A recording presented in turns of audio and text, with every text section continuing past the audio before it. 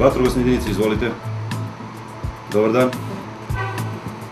Požar na Vidliću. A kažite mi koja je površina otprilike? Jel postoji opasnost za selo Smilovci? Ne. Dobro, dolazimo evo odmah.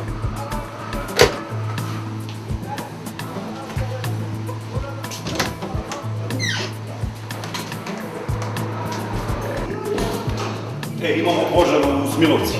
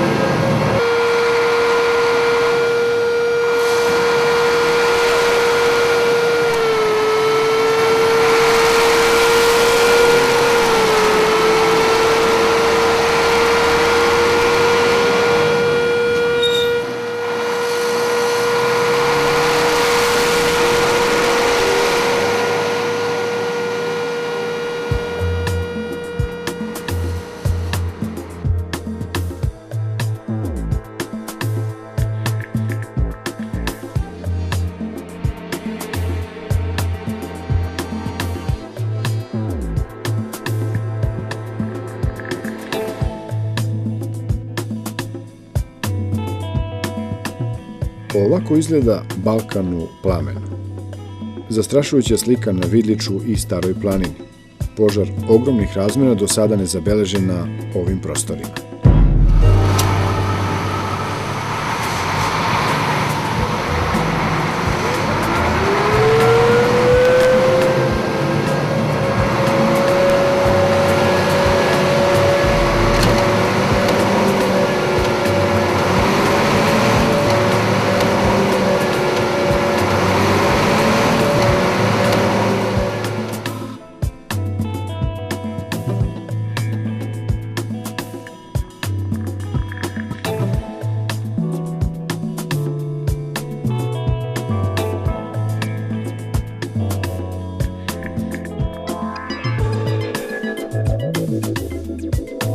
Prvi su stigli vatrogasci, hrabra ekipa koja se ove godine uporno bori sa vatrenom stihijom, a 2007. ostaće upamćena po rekordnom broju požara.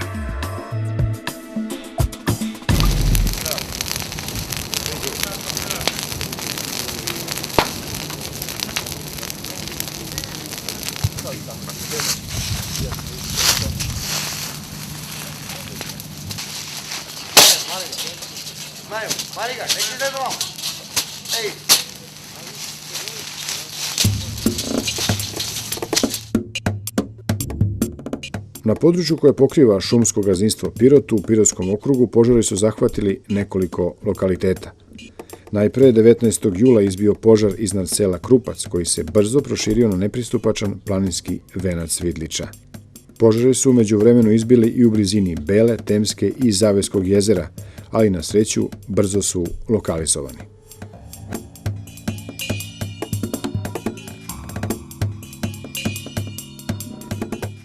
Borba hrabrih vatrogasaca vatrogasne jedinice Dimitra sa vatrom na Vidliću trajala je 10 dana. Sa područja nadomak sela Visočki Odrovci i Gulenovci vatra se prebacila preko planinskog grebena i na severnu stranu planine prema selima Braćevci i Slavinja, a gorelo je i područje oko sela Rosomač i Kamenica. Taj požar je krenuo 19. jula iz atara sela Krupac. Na područje naše opštine prešao je 22. jula, kada smo i mi angažovani, i znači od 22. jula požar je lokalizovan u sredu 25. jula, da bi kasnije od 25. do 1. avgusta išli znači na dogašivanje, na gašenje panjeva, pravljanje pojaseva u Vidliću i tako dalje. To je najveći požar na našem području do sada, od kako ja radim, i mogu da kažem da smo, zahvaljujući ogromnom našem angažovanju, ogromnom zalaganju, uspeli znači da prođemo bez štete u tom području. Inače, prema podacima kojima ja raspolažem, 1400 hektara je zahvaćeno požarom, znači u tom požaru. Mi nemamo nikakve štete materijalne. Šteta je znači za prirodu, ono što je izgorelo, uglavnom su gorela trava, nisko rastinje i bukova šuma sa druge strane Vidlića, bukova šuma je gorela. Nepristupačan teren, jak vetar i izuzetno visoke temperature bili su glavni saveznici vatri koja se veoma brzo širila i gutala sve pred sobom. Imamo slučajeva da su toliko nepristupačni tereni da ne možemo prići, da usled visoke temperature i gorenja trave dolazi prosto do raspadanja krečanskih stena. To dovodi do stvaranja takozvanih vatrenih lopti koje padaju, mogu da povrede ljude koji vrše gašenje požara i jednostavno vrlo lako i vrlo brzo prenose požar na druge prostore.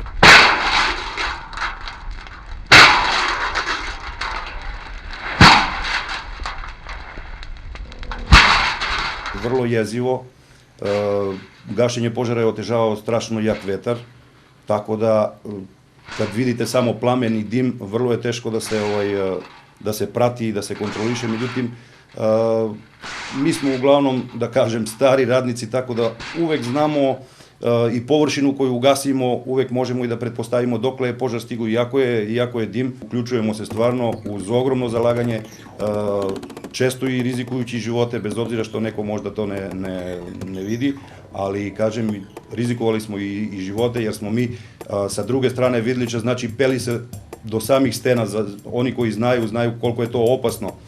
Kamenje se kotrljalo na pola minuta, obavezno se skotrlja neki kamen, nekad veći, nekad manji. Mi smo morali da se pazimo, da bežimo iza bukvi i jako je strm teren, ali trudili smo se znači maksimalno da taj požar likvidiramo.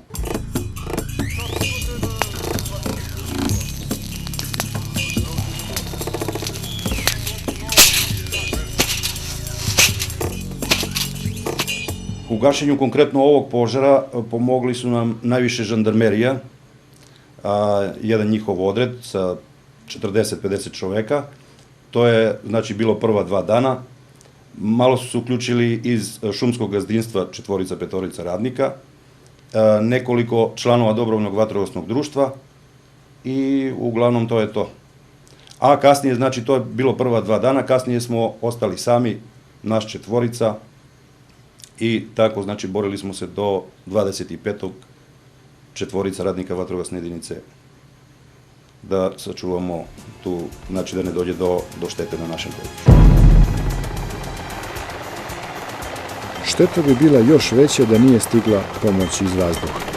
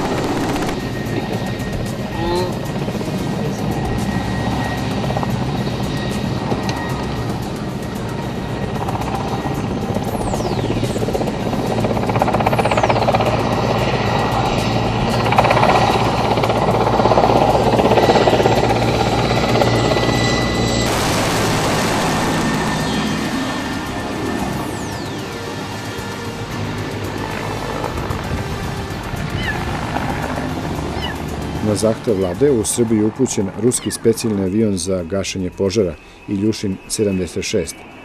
Ovaj avion presudno je pomogao u obuzdavanju vatrene stihije na nepristupačnim terenima Stare planine. u 18 naleta prosuje 756 tona vode. 11-člana posada ovog specijalnog aviona teškog 170 tona imala je i 19 letova na gašenju požara u Bugarskoj.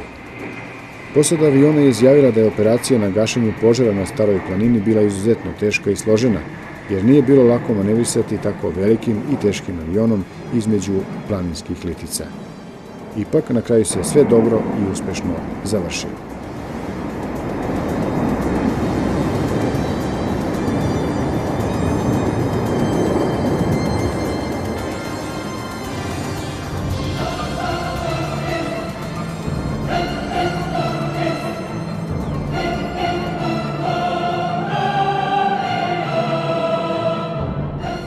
Šteta je ogromna i u ovom trenutku nenadoknadiva.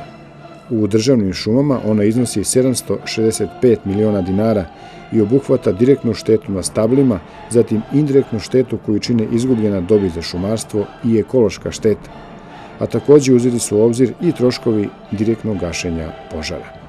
Mogućnosti sam da saopštim da je državne imovine gorelo na ukupno 1384,85 hektara. Po našoj klasifikaciji prizemnog požara je bilo na 711,33 hektara, visokih požara na 673,52 hektara. Sve te površine sačinjene su ili dešavale su se kod šumske uprave Pirot, prostornom podelom naših naziva u gazdinskoj jedinici Nišava, gazdinska jedinica Zavoj, gazdinska jedinica Vidlić i gazdinska jedinica Vlaška planina. Tom klasifikacijom šumarskom možemo da kažemo da izdajačkih sastojina koje je stradalo je u površini od 402,76 hektara, šumskih kultura na 270,76 hektara i šikara, šibljaka i čistina, to je znači jedna sveobuhvatna grupacija manje vrednih površina sa ukupnom površinom od 711,33 hektara. Paralelno, po istoj metodologiji možemo da kažemo da je imovine ostalih vlasnika, pre svega mislimo na imovinu privatnika, na imovinu Srpske pravoslavne crkve i na imovinu ostalih struktura gde kod Pirota imamo društvenu imovinu još uvek u smislu pašnjaka, livada, šuma i ostaloga. Interesantno napomenuti da je i imovina zemljoradničke zadruge Stočar Dimitrovgrad, čije su površine izgorele negde 200 hektara šumskih kultura i 150 hektara je izgorelo pašnjaka i livada. Na površini ostalih vlasnika gorelo 1465 hektara. Prema vrsti drveća mahom su goreli, znači četinari, i to je kod zem zadruge Stočar Dimitrovgrad šteta i najveća, koju, kažem vam, nismo u obavezi i nismo procenili jer je to obaveza vlasnika njihove imovine.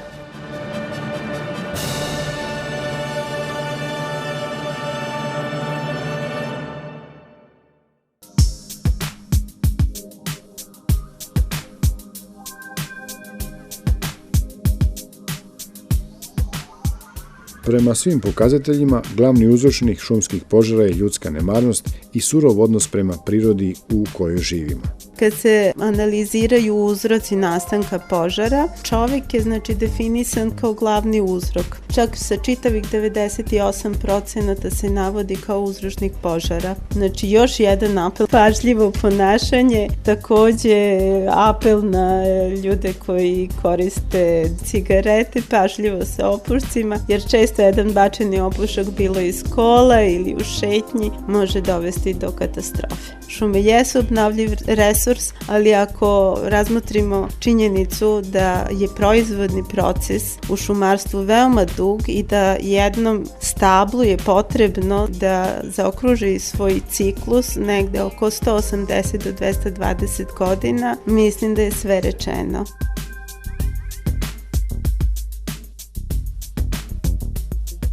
Svi izazivači ovih požara koji su se desili zadnjih dana, da su svi izazivači pohapšeni. MUP Srbije ima neke nove metode, tako da pokazalo se da su to efikasne metode i svi su pohapšeni i bit će adekvatno kažnjeni.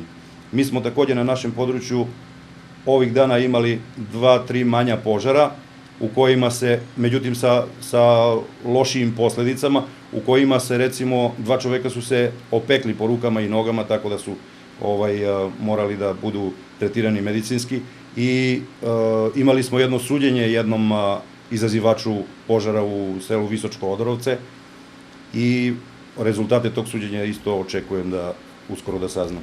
Ja se nadam da će i ljudi sami da shvate težinu tih postupaka kada se vrši paljanje i trebalo bi da se izbegava da se pali iz Trnjika i korov, što je moguće manje i usled tog paljanja često nastanu požare.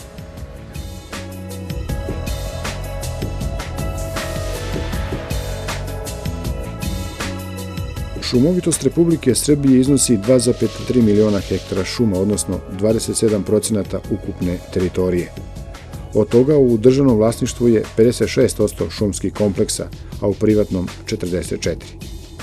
Zaštita šuma od šumskih požara regulisana je u okviru šumarskog zakonodavstva. Šumski požari godišnje nanose neprocenjive štete šumskom fondu Republike Srbije. Problem pojave šumskih požara je globalan i u svetu svake godine strada oko 350 miliona hektara šuma, a u 90% uzrok je čovek. Svedoci smo i klimatskih promjena koje direktno utiču na povećanje opasnosti od izbijanja požara. U periodu od 1990. godine u šumskim požarima u Srbiji stradalo je oko 43.000 hektara šuma i obraslog šumskog zemljišta. U ovom periodu najveći obim požara je zabeležen 2000. godine, kada je izgorelo 13.201 hektar šuma i obraslog šumskog zemljišta. Imamo 3 kritična perioda pojave šumskih požara u toku godine. To je onaj prvi prolećni period, februar, mart, april, znači ona suva proleća kad ima dovoljno gorivog materijala, odnosno šumske stelje i kad veoma lako dođe do paljenja požara, naročito kad poljoprivrednici vrše paljenje korova na njivama i pripremaju svoje parcele za proizvodnju i u tom periodu čak 45% požara se javi. Drugi kritični period juni, juli, avgust sa 40% javljanja požara i treći kritični period je oktobar, novembar sa 15%.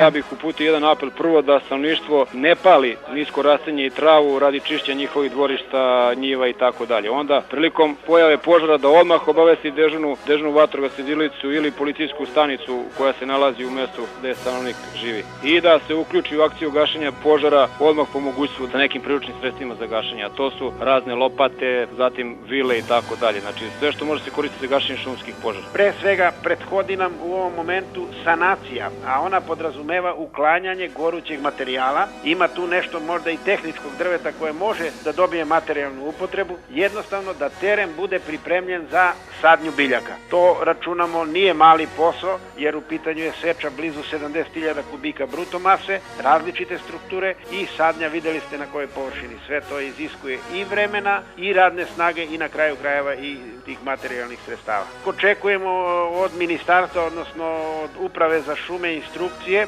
a poželjno bi bilo, koliko je meni kao čoveku od šumarske profesije poznato, trebalo bi krenuti odmah sa sanacijom. A sadnja najverovatnije s proleća 2008. godine na površinama koje budu pripremljene za sadnju. Apelovali smo na građane da izbegavaju loženje vatre na otvorenom prostoru, da izbegavaju paljenje strnike, spaljivanje otpada, jednostavno da se vatra loži na mestima gde je to dozvoljeno ili gde je to bezbedno. To je taj osnovni preventivni apel naš, da nam do ovih pojava ne bi došlo u jednom periodu koji je, ponovila nam se 2000. godina. To je periodicitet od nekih 7 godina. Ne dao Bog da se to ponavlja tom gustinom i žestinom, nastradat će nam planeta Zemlja.